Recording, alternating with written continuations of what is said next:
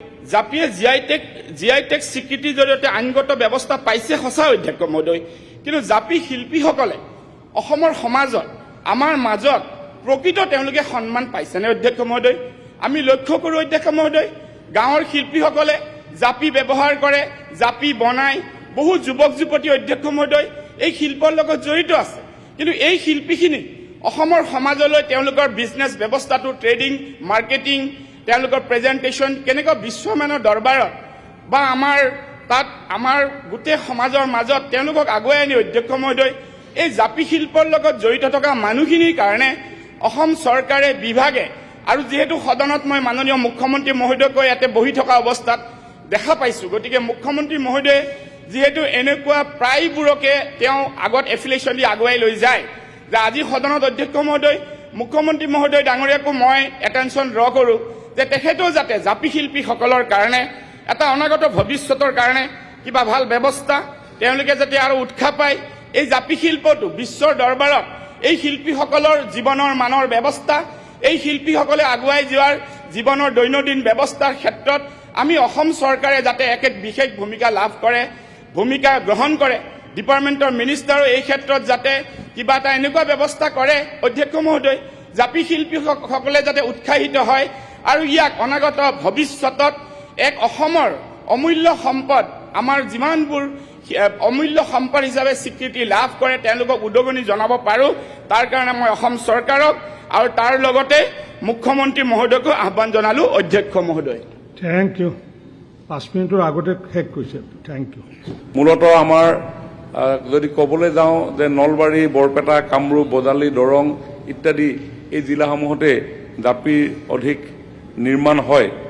মাননীয় অধ্যক্ষ মহোদয়, মূলতঃ নলবাৰী জিলাত বিখ্যাত এই জাপি নিৰ্মাণৰ জৰিয়তে আমাৰ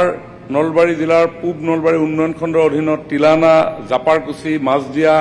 কৰদৈতোলা, সূতাৰকুচি, বালিলেচা, মুককুচি আদি গাঁৱৰ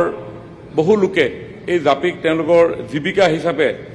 গ্ৰহণ কৰি আহিছে। প্ৰায় 1500মান পৰিয়াল এই জাপি নিৰ্মাণৰ জৰিয়তে তেওঁলোকে জীৱন নিৰ্বাহ কৰে আৰু আমাৰ এই জাপি এই শিল্পটোক এণ্টাৰপ্ৰেনিয়ৰ হিচাপে গঢ় দিয়াৰ কাৰণে আমি অসম চৰকাৰৰ উদ্যোগ আৰু বাণিজ্য বিভাগে বিভিন্ন ধৰণৰ সময়ে আমি কাম কৰি আহিছোঁ। আমি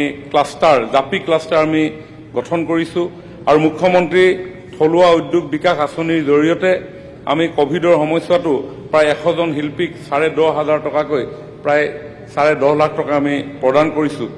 আৰু আমি নলবাৰীত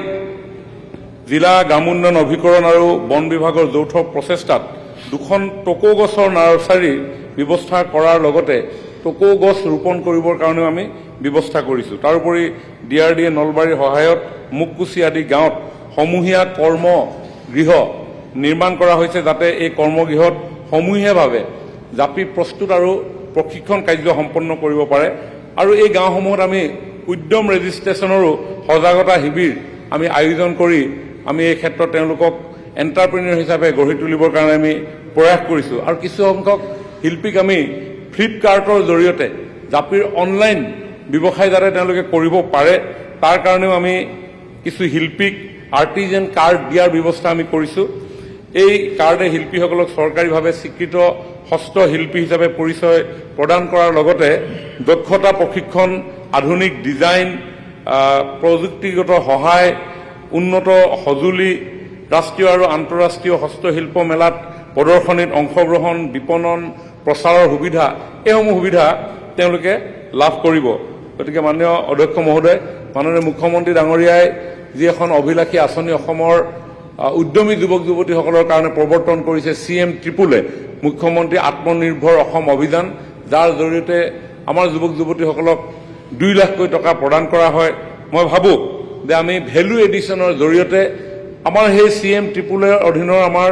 উদ্যমী যুৱক যুৱতীসকলে যদি এই জাপি প্ৰস্তুতকৰণৰ ক্ষেত্ৰত উদ্যোগ গ্ৰহণ কৰে নিশ্চয় তেওঁলোকে এখন ভাল বজাৰ পাবলৈ সক্ষম হ'ব। ইতিমধ্যে মাননীয় মুখ্যমন্ত্ৰী ডাঙৰীয়াই আমাক পৰামৰ্শ আগবঢ়াইছে আমাৰ থলুৱাভাৱে প্ৰস্তুত হোৱা যিসমূহ আমাৰ সংস্কৃতিৰ লগত জড়িত যিসমূহ দ্ৰব্য আছে, যে গামোচাই হওক বা জাপিয়ে হওক বা কাঁহৰ বাচন বৰ্তনে হওক, কাৰণ এবাৰ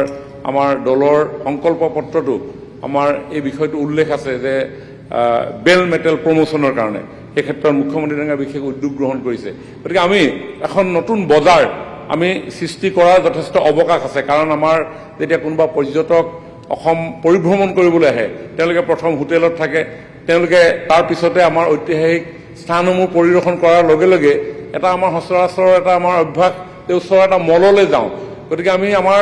অসমত এতিয়া নিৰ্মাণ হৈ আছে বহুত 5 ষ্টাৰ হোটেল মাননীয় মুখ্যমন্ত্ৰী ডাঙৰীয়াই এই ক্ষেত্ৰত বিশেষ উদ্যোগ গ্ৰহণ কৰিছে আজি কাজিৰঙাত আজি গুৱাহাটীত গতিকে 5 ষ্টাৰ হোটেলসমূহত যদি আমি এটা আছাম কৰ্ণাৰ বনাওঁ আমি যদি মলসমূহত যদি আমি আছাম কৰ্ণাৰ বনাওঁ আৰু সেই আছাম কৰ্ণাৰত আমাৰ যি থলুৱাভাৱে উৎপাদিত যিসমূহ সংস্কৃতিৰ লগত জড়িত বস্তু আছে সেইবিলাক যদি আমি প্ৰমোট কৰোঁ ডেফিনেটলি পৰ্যটকসকলৰ আকৰ্ষণৰ এটা কেন্দ্ৰও হ'ব আৰু লগতে আমাৰ থলুৱা শিল্পীসকলেও এখন নতুন বজাৰ পাবলৈ সক্ষম হ'ব গতিকে মই ৰেকিবুদ্দিন আহমেদ ডাঙৰীয়াক এটা নতুন চিন্তা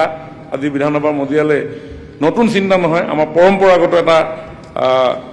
আমাৰ সম্পদ এই সম্পদক চৰ্চালৈ অনাৰ কাৰণে মই তেখেতক ধন্যবাদ জনাই মোৰ বক্তব্য সামৰণি মাৰিছোঁ ধন্যবাদ